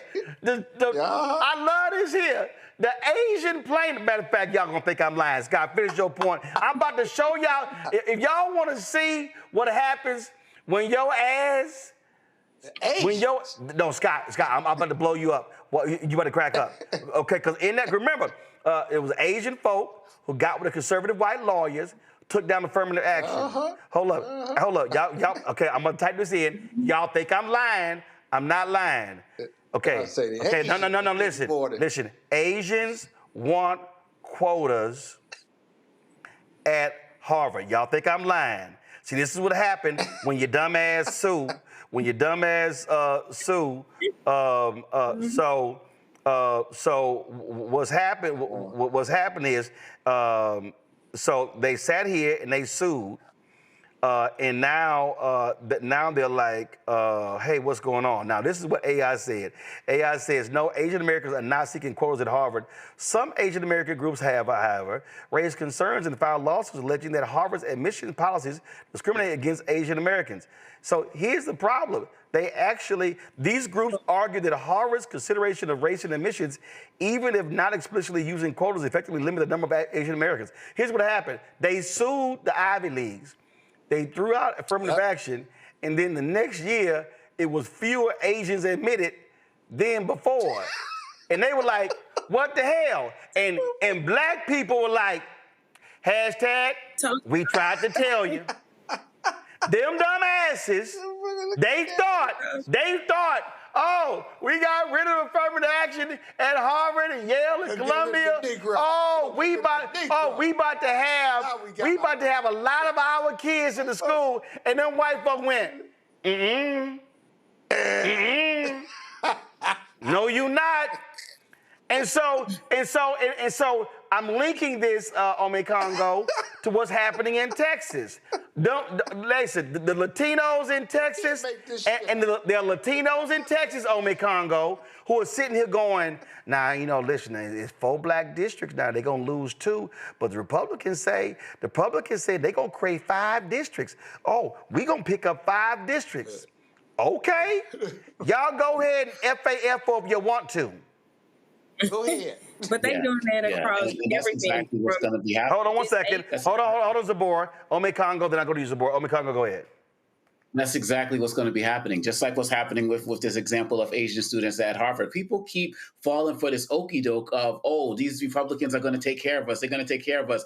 And the Republicans are great at stacking groups against each other. I remember a case back in 1927 in Mississippi where, a Chinese family tried to sue to get, not for that all non-white people can go to the school where white people were at, but so that they could be considered white and go to that school. So like this lesson of divide and conquer, we never seem to learn it. And Republicans know this race mindset and consciousness better than many other people do. And they know that we will fight each other to try to get any little morsel that we can to feel equal to them, as opposed to building our own platforms and building our own coalitions. That was what they did with Harvard, these affirmative action cases. That's what they're doing in Texas right now. And if people continue to fall for this, it's the same thing that happened with the whole issue with undocumented immigrants. Oh, they're just going to come for the Latino criminals. And now you got Haitians up in there, you got African Americans being pulled off the street. When, in like 7 months, man, this is all happening. When are we finally going to get it together that they're coming for all of us and they're picking us apart one by one because we have not been able to show any type of unity? And they are they are not large in number, but they are large in their mindset in terms of how to use the laws against us, how to play the race wars against us, how to play the culture wars against us. And maybe this will be the time to wake up, Roland Martin, but I am not convinced in this moment. Zabora, go ahead. This is impacting so many different groups. When it comes to disabled individuals, it's like you can watch disabled individuals that are not disabled individuals of color vote in a direction that has directly impacted Medicaid cuts, Social Security cuts, and job opportunities to give you the resources you need for accommodations at work. We took away sign language interpreters in spaces. So you're watching Section 2 of the VRA impact not only Black people, but you are impacting your own interests as a disabled person that's white or a disabled person that's Latino voting on that side, not realizing all of the things of your life, from your insurance to your daily life, is being impacted. And it's not going to get better. It's only getting worse. Listen. And then you take away those organizations that can fight for you. Listen. Not realizing hey, Scott, I keep saying these Asian Americans, these Latinos, y'all ain't white. Now y'all can try to play the assimilation game all they want to, but white power is about white power.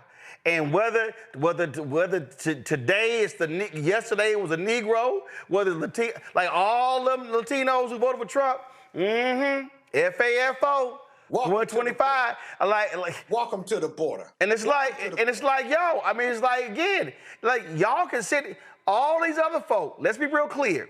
Black people, our sweat, blood, and tears passed these laws. I say this all the time.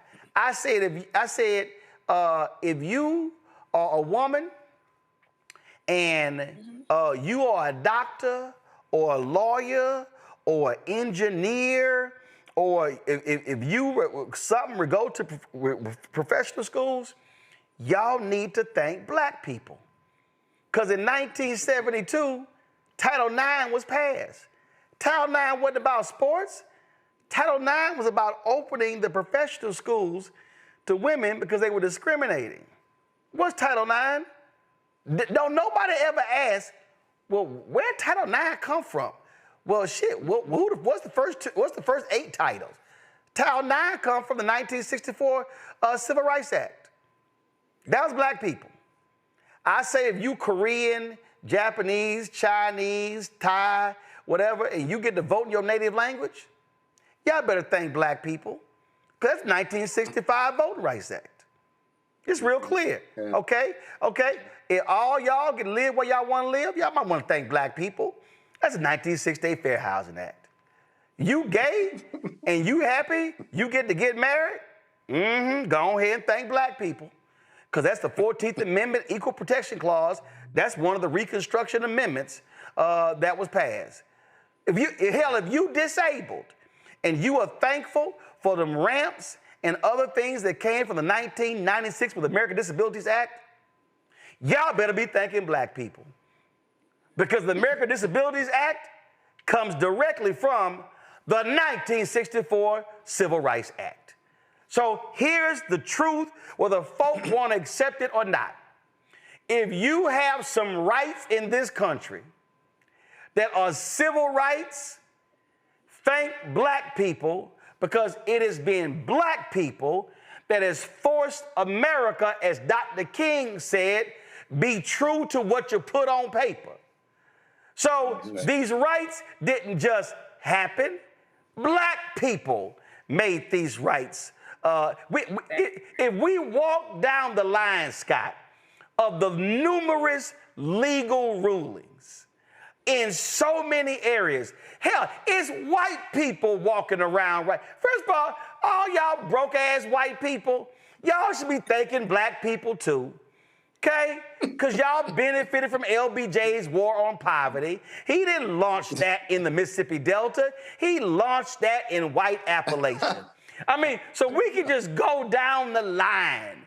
We can go down the line of things that black people have fought for legislatively in America that has benefited everybody. And so, it's a matter of fact, white people, let me be clear, whether you're a white Democrat, a white Republican, a white conservative, or a white liberal, America did not believe in democracy until black people made them. The reality is, America did not fully, and it still ain't done it fully, but America did not fully embrace democracy until black people made them do it with those 3 civil rights acts in the 1960s. And so when y'all want to talk about founding fathers, and y'all want to talk about George Washington and Thomas Jefferson and Benjamin Franklin and John Quincy Adams, y'all better have a second group of founding fathers and mothers called Dr. King, Ralph Abernathy, Andrew Young, C.T. Vivian, Diane Nash. We can go on and on and on. We can sit and talk about Septima Clark, Fannie Lou Hamer, Constance Baker Motley. It was black people that made America be true to what they put on paper, because until then, they were not practicing what was on them goddamn documents. Scott? What's your question? You can speak on that if you desire. You fired up tonight, boy. God damn. Roland giving us a whole history lesson in like 20 minutes. I'm sitting there taking notes this morning. I mean, went through the whole process. I think the beauty of all of those laws is that they were written broad enough to apply to white women, to apply to disabilities, to apply to human rights, gay marriages, and what have you. And that's the brilliance of it. The downside of that is they've been written so broadly that now that white America believes that we are in this colorblind society, they're using the same principles to argue that they're being discriminated against, or the reverse discrimination, if you will, which completely bastardizes not only the legislative intent, but the prior implementation of these laws to protect rights, not to take rights away. So those are my best thoughts. And that's because on your presentation. Damn, Ome Congo, because what has happened is these white folks, and again, I don't know what, listen, I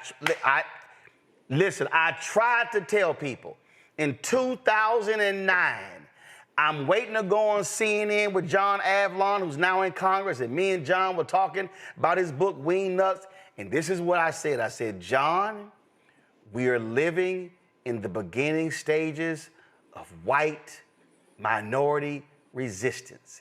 And he looked at me and he was like, huh? He said, Roland, white people are majority in America. I said, John, you don't understand. I said, John, it's before, this is the basis of my book, White Fear. And all these media folk who wouldn't book me on their networks because they didn't want to talk about it, it's playing out. And the problem is these white folks don't want to put white on it, Ome Congo. They don't want to talk about for what it is. But I said, John, these white folks cannot handle America becoming a nation of people of color.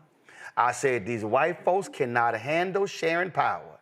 These white folks cannot handle losing power. And when I saw the white death rate, I think it was Newsweek did a story that said the white death rate in 10 states had surpassed the white birth rate. I went, oh shit, this thing is started. And ever since that's 2000, white babies. And that's why the Great Replacement Theory, that's why they want to get 11 million Latinos out of this country. That's why they don't want no they don't want no Africans, no Bermudans, no Haitians. They want white purity, because what they are trying to do, Ome Congo, and that's what these districts are about. In Texas, 61% of Texas today is black, brown. It's minority.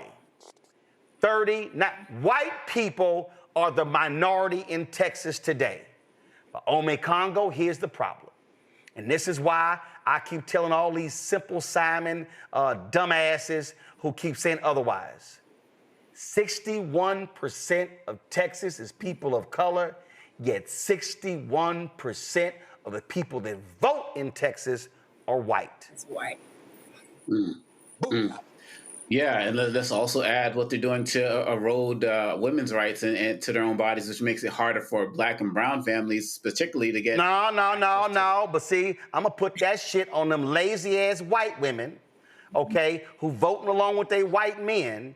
I ain't putting. No. Let me be real clear. I ain't putting women's rights with our shit, cause that ain't women's rights. That's white women's rights. The bottom line is, and I'm being real specific here, because the problem is that them white women in Texas have been sitting on their ass or voting along with their white men, their white husbands, their white brothers, their white sons, their white nephews, because they also believe in patriarchy. And the bottom line is, listen, Pete Hegseth retweeted that clip of his white pastor, and none of these old punk-ass national media people have challenged him on how did you retweet a video of a white pastor who's his pastor, who is on record as saying he don't want women to vote. And see, and the reason I ain't putting black women in that shit, because guess what? Susan B. Anthony and the rest of them racist ass white women in the suffrage movement, they didn't want black women voting. In fact, she said, I'll be damned if a black man gonna have the right to vote before a woman has the right to vote. And that's why, what's that, Zabora? What's that poem Black women love quoting? Ain't I a woman? Y'all better go read on the backstory of that poem, because the poem was written not to men. She wrote that poem to address the racist white women who did not want to include black women in the suffrage movement. That's just a little bit more history for the folk who don't read. Ome Congo, go ahead.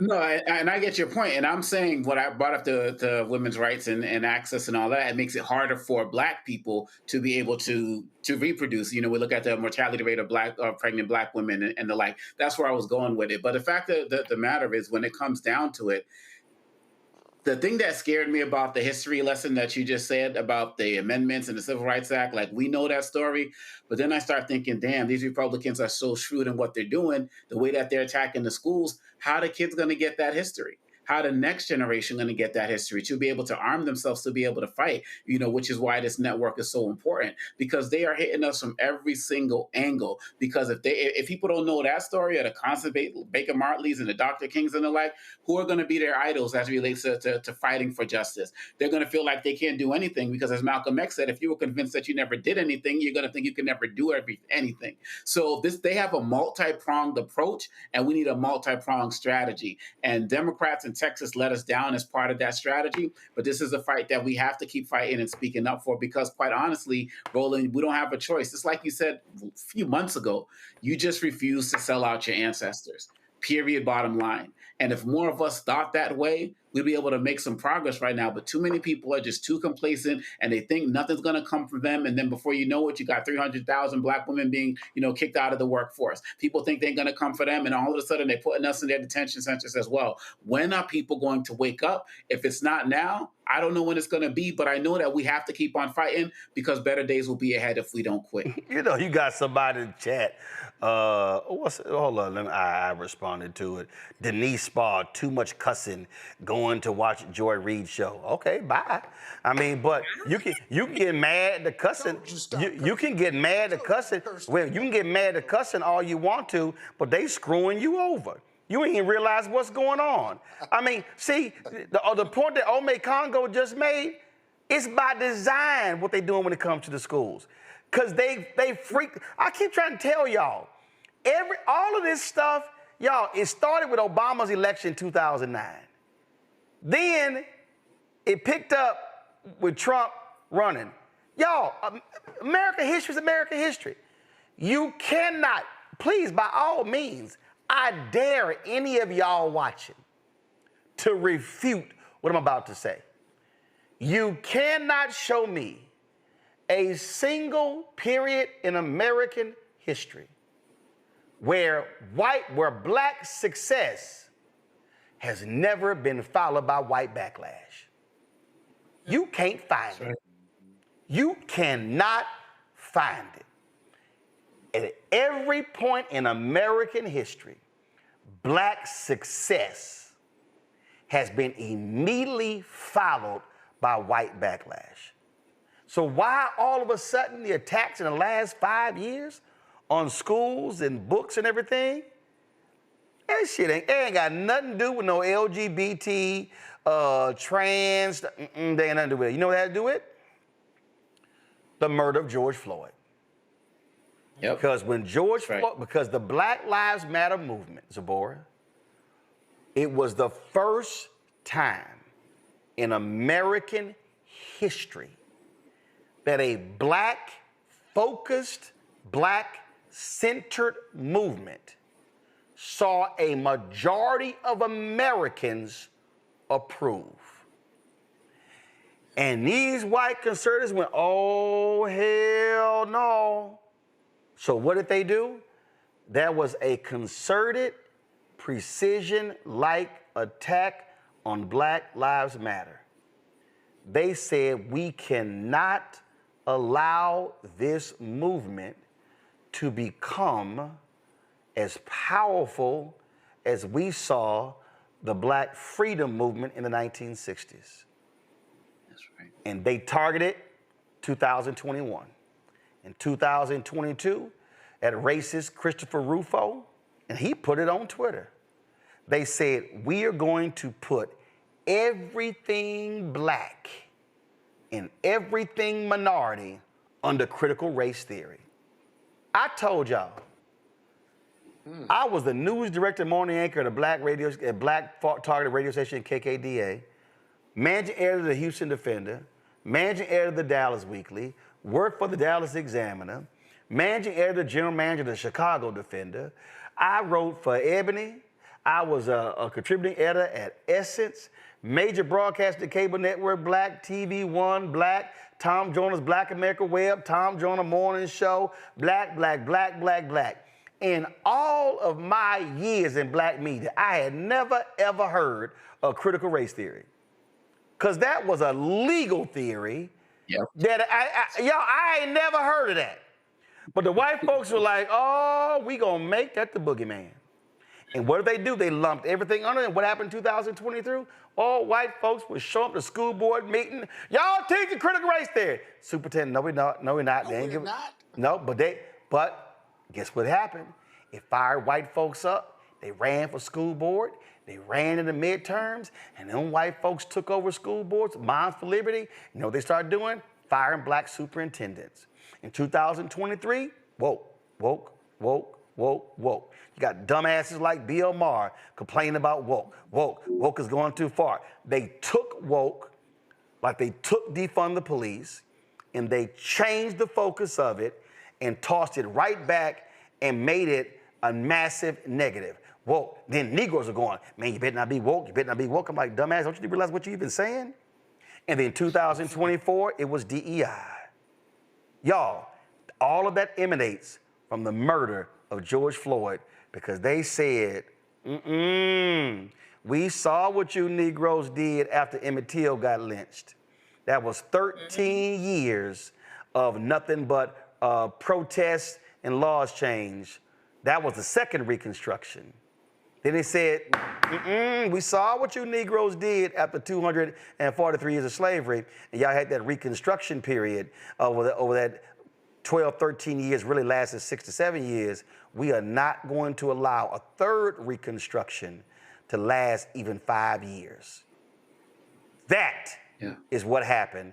And Zabora, black folk, again, I understand, dancing, partying, Negroes are having a time of their lives in Martha's Vineyard, but I'm telling you right now, these white folks are coming after everything, and they do not want to leave anything to chance. And so we better wake the hell up and recognize that we had better be voting in massive numbers because they want to control it all. For sure. That's why we have to get back to what our roots are. We have to educate each other. We've never needed the books and all the things. They benefited us, but oral history has been a part of our culture forever. If you get rid of or keep dilute the BRA Section 2, we're not going to be able to fight these things. Not only George Floyd, but Sandra Bland and all of the other things that were happening allowed us to mobilize. We got to get back to that mobilizing each other and understanding. You're definitely right. They said black women are the most educated. Now you see all of these black women that are laid off. Boom! Everything is boom! I see, girl, sustained.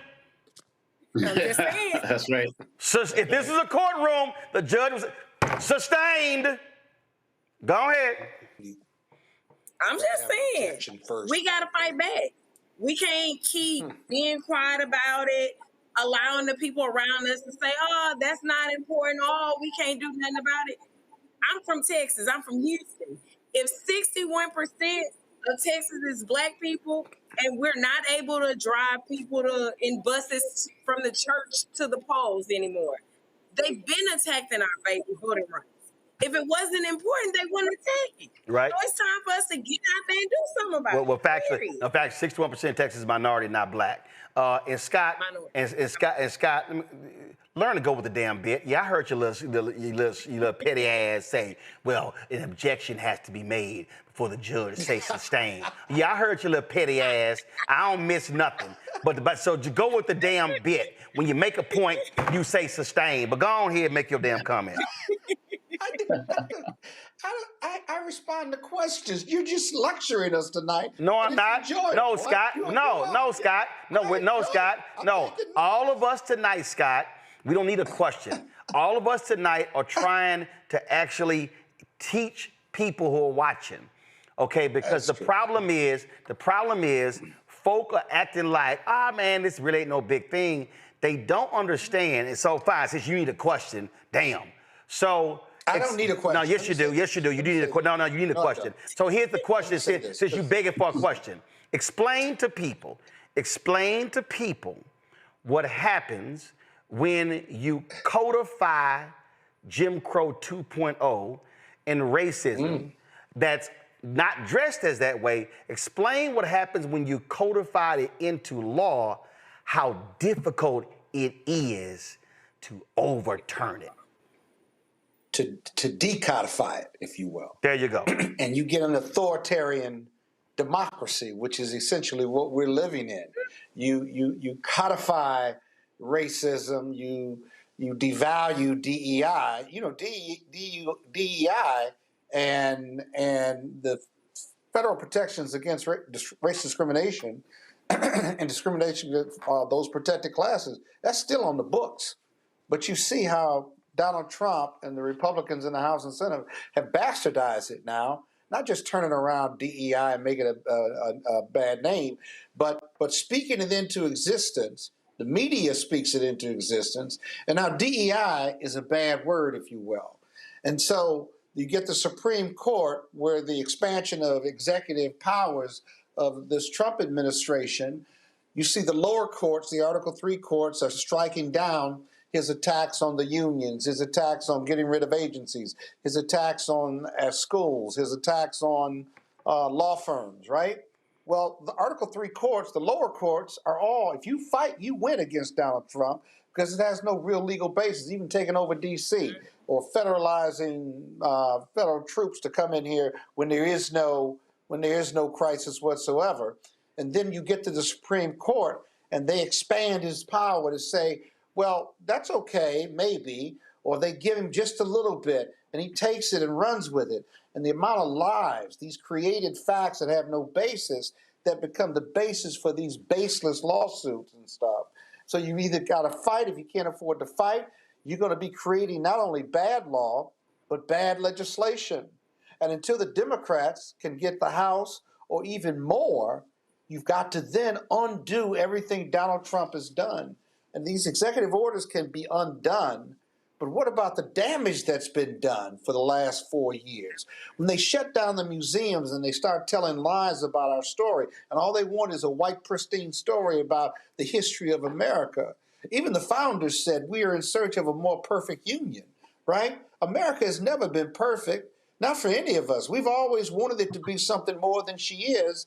And we see in the last election with Donald Trump, she is who we thought she was. And she's still that person, which is why we are not in a colorblind society under any circumstances. And my biggest concern is when Trump doesn't run again, and be careful because he might run again. There are pathways to that. Let's not sleep on that piece and stuff. But if the Democrats can't take the House back, right? How do you undo 4 years or more of this whitewashing, of these lies that are being told? If you look at the history of authoritarianism in communities and societies in other parts of the world, Donald Trump is the strong man of democracy. And I use democracy with a small d because he's not respecting the democracy at all. And because we voted him in, we, America, if you will, not me, not you, but America's voted him back in, there's a real sense in this country that what was the fight for? And what are we fighting about? Because this was America's choice. Now, it was a close race, much closer than he would let you think, but he's the master marketeer. He's the master at lying and making it become the nomenclature of America, including getting us distracted from Epstein, where he clearly was committing acts that would not be appropriate, and I'm trying to clean it up. But we're talking about D.C. and we're talking about Ukraine, right? We're not talking about the Epstein files anymore. We may never go back and talk about them. So whenever something... Oh, yes, we will. Yes, we will. This administration. Well, I hope so. But whenever we go back, when do we get back to all these issues and the undoing? You could spend the next 4 years after Trump is gone, if Trump is gone, undoing the damage he's done across arts, culture, science, academia, legal, politics, social. I mean, they are a full court press on changing who America is as opposed to who they want them to be, which is a majority white, super nationalist theocracy in many respects. And see, Ome Congo, if you want to understand, and all these people may be saying, man, I just think y'all just doing a little too much. This is a media eyepiece. The disturbing rise of Nick Fuentes highlights dangers of alternative media in an anti-woke world. Who is Nick Fuentes? It says right here, in recent weeks, far-right provocateur... He heads up the Boogaloo Boys, No, he doesn't. No, he doesn't.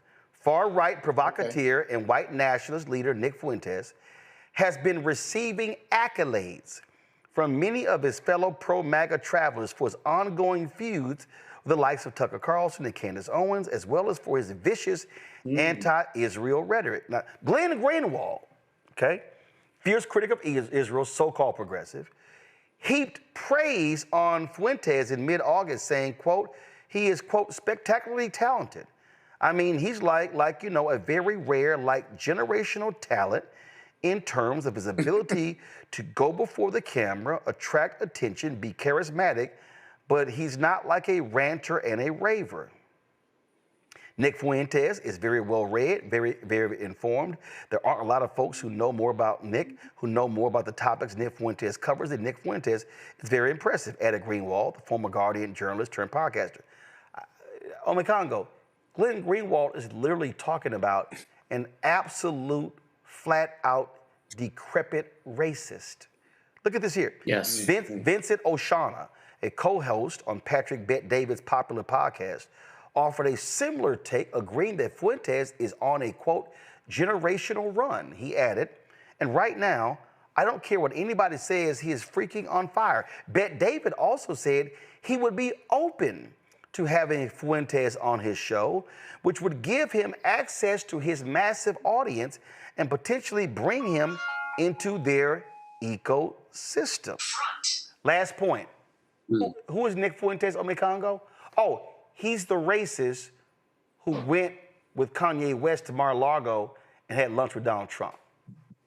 Why am I saying all of this, Ome Congo? Because these people are openly praising somebody who is gleefully racist and a self-described white supremacist and anti-Semite. But for the right, he's their guy. So when you talk about, there are no guardrails. There is not, these are individuals. So I was on, remember Pat Davis was that fool I destroyed down in Florida. So he's saying, oh, I will gladly put on this nasty, despicable racist on my show. Wow. Wow. I wouldn't even be surprised if Gavin Newsom had him on his podcast, because he's trying to reach out to these guys as well. And let's also be mindful of the fact Greg Gutfeld, remember, he was on Fox talking about we need to make Nazi the new N-word for us, and laughing at it like it was a joke. They want to desensitize it all, and they were like, "Oh, what's up, my Nazi?" Like they said, he said we should do it like the blacks. The blacks use the N-word.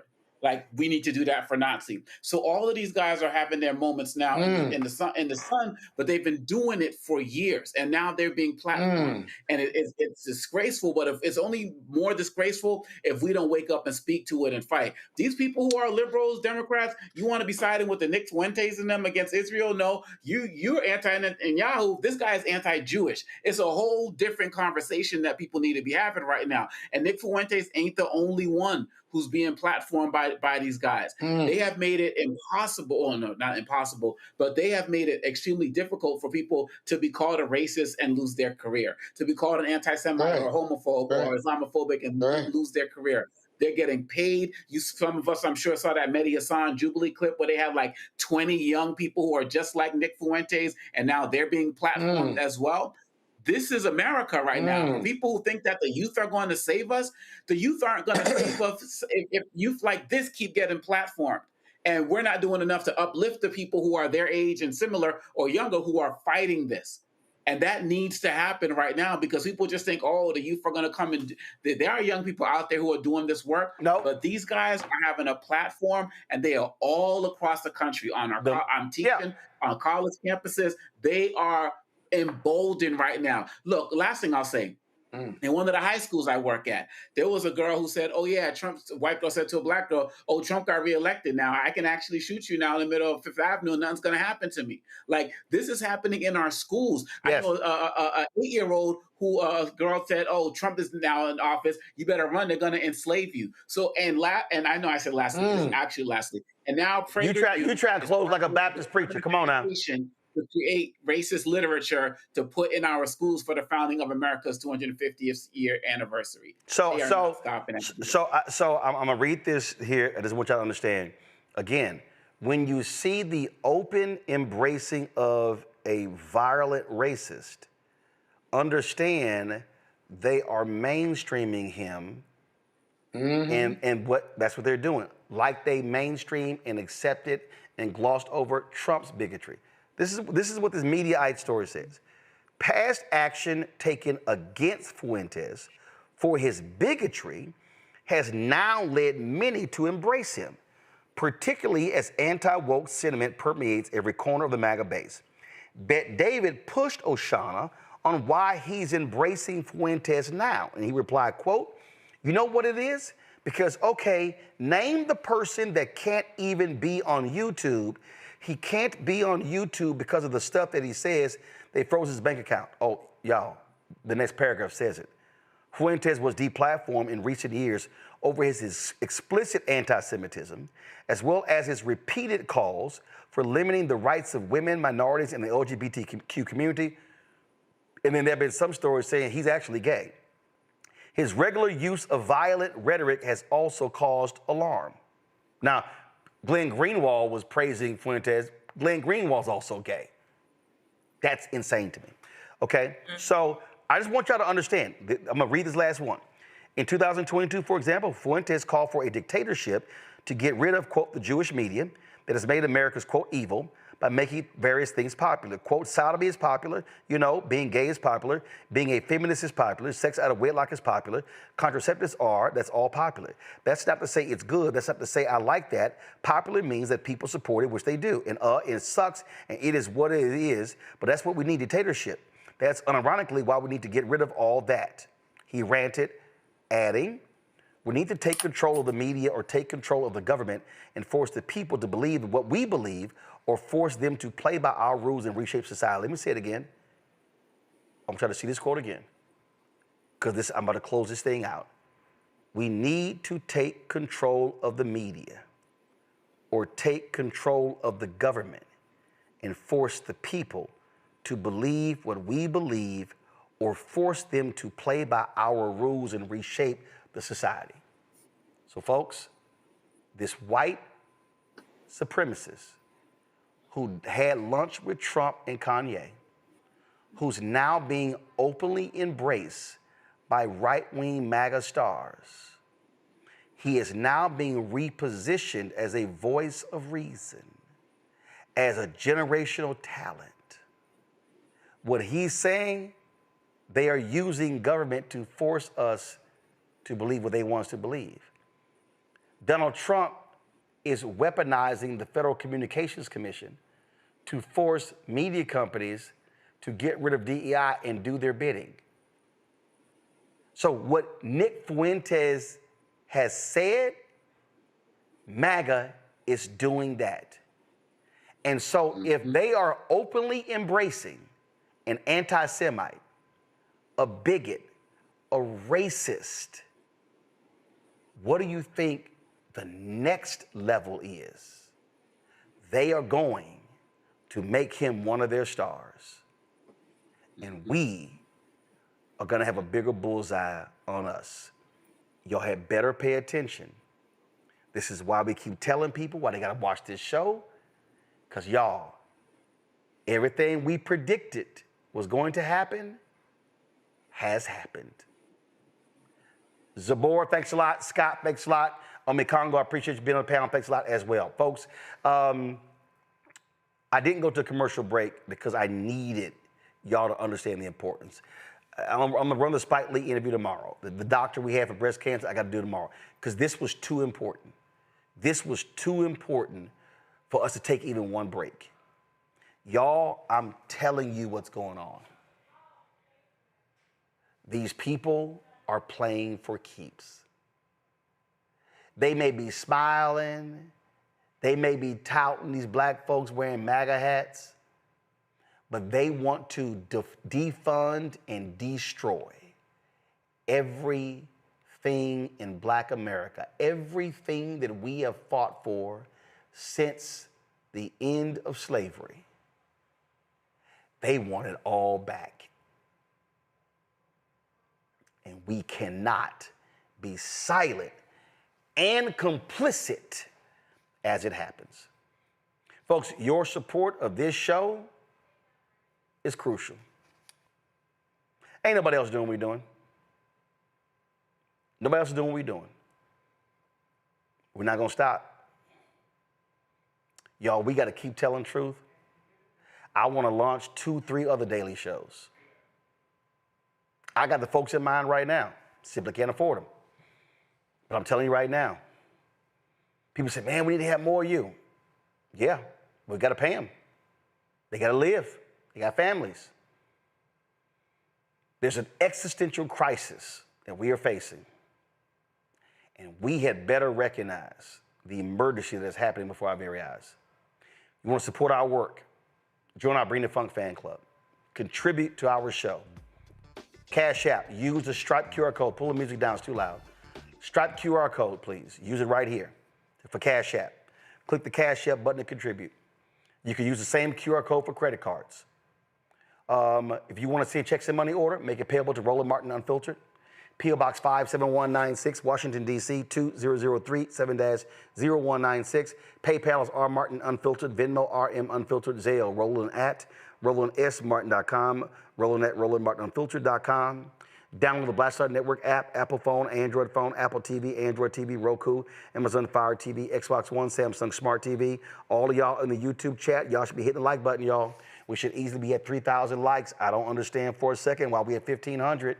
It's been more than 4,000 of y'all in there commenting all day. Folks, be sure to get a copy of my book, White Fear, How the Browning of America is Making White Folks Lose Their Minds, available at bookstores nationwide. Get the audio version I read on Audible. If you want to get our Black Star Network, Roland Martin Unfiltered swag, t-shirts, hats, mugs, you name it, go to shopblackstarnetwork.com. Go to shopblackstarnetwork.com for all of our merchandise.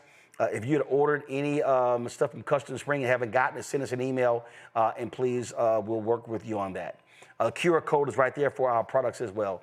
If you want any of these Black-owned products that we have here, you see them on our set, go to shopblackstarnetwork.com for these Black-owned products because we support Black-owned businesses. And so here's your opportunity to support these Black-owned products. They're all right there on the website. Go to shopblackstarnetwork.com for our marketplace, shopblackstarnetwork.com for our marketplace. Come on, thank you. Come on, let's move it.